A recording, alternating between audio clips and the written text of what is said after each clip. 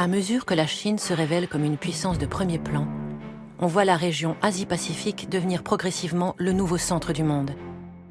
Mais le nouvel ordre voulu par la Chine dans la région bouscule de manière périlleuse l'équilibre des forces en présence. Mais pourquoi la mer de Chine suscite-t-elle aujourd'hui autant de convoitises? À peine arrivé au pouvoir, fin 2012, le président Xi Jinping a lancé un slogan évocateur, le rêve chinois. Ce projet ambitieux vise à restaurer la grandeur impériale de la Chine et à mettre en œuvre une armée moderne.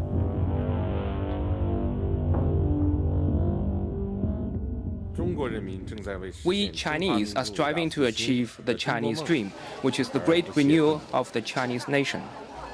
The Chinese dream is about enhancing the strength and the prosperity of the nation and the well-being of the Chinese people.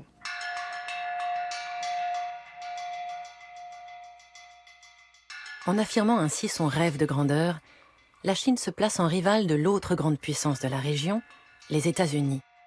Implantés dans le Pacifique depuis leur victoire sur le Japon impérial en 1945. With most of the world's nuclear power and some half of humanity, Asia will largely define whether the century ahead will be marked by conflict or cooperation. La mer de Chine est devenue l'un des théâtres stratégiques où Beijing avance activement ses pions, au risque de provoquer de graves tensions avec les pays riverains, Vietnam et Philippines. À l'exemple des îles Spratly, où la Chine transforme des récifs en îles de béton avec pistes d'atterrissage.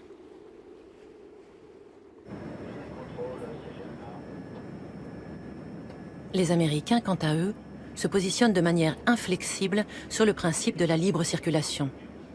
Ils considèrent que ces îles artificielles chinoises menacent la navigation internationale sur une route où transite la moitié du fret mondial.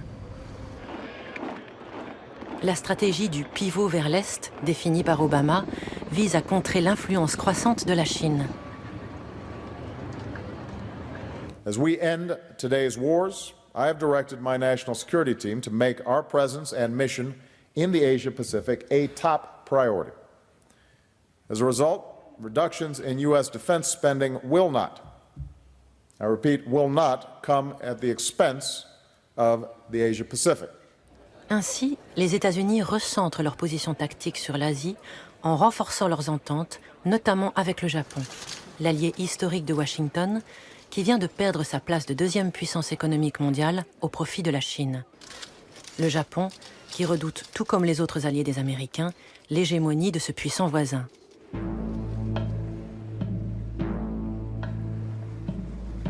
Le premier des enjeux de la mer de Chine est la navigation, dont l'économie chinoise est fortement dépendante.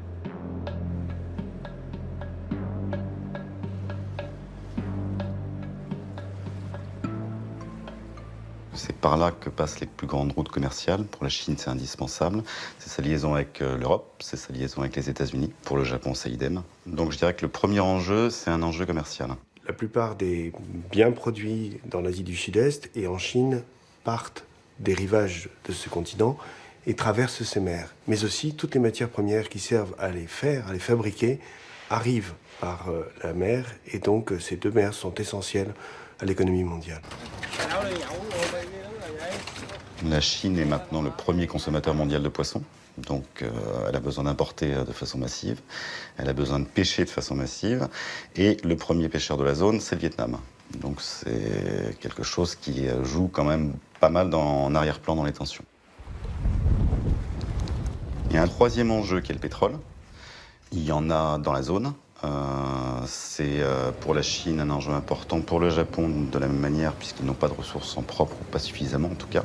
Ils sont obligés d'importer l'essentiel de leurs hydrocarbures. C'est un enjeu pour le Vietnam aussi, puisque le Vietnam actuellement est autosuffisant entre guillemets en pétrole, mais ses ressources commencent à s'épuiser, donc il a besoin d'en retrouver de nouvelles. Mais il y a un quatrième enjeu dans la zone. C'est la rivalité militaire entre la Chine et les États-Unis. Les Américains maintiennent de nombreuses bases dans la région depuis leur victoire dans la guerre du Pacifique en 1945. Il y a deux grandes marines qui dominent la région, qui sont bien sûr la marine des États-Unis d'Amérique et la marine chinoise, tout simplement par leur importance. Leur importance stratégique pour la marine américaine. La marine américaine, vous le savez, elle est partagée entre deux océans, le Pacifique et l'Atlantique. Aujourd'hui, le président Obama a affirmé que c'était le Pacifique le théâtre le plus important et l'essentiel des moyens navals américains y sont concentrés. Les Chinois jouent dans leur cours, ils sont chez eux. Et ils ont fait un effort considérable pour augmenter le niveau de leur marine et la mener petit à petit au niveau de celui de leur puissance économique et leur puissance diplomatique, leur puissance économique étant aujourd'hui une des premières au monde. Pour comprendre les rivalités contemporaines autour de la mer de Chine, il faut revenir à la Convention de Montego Bay.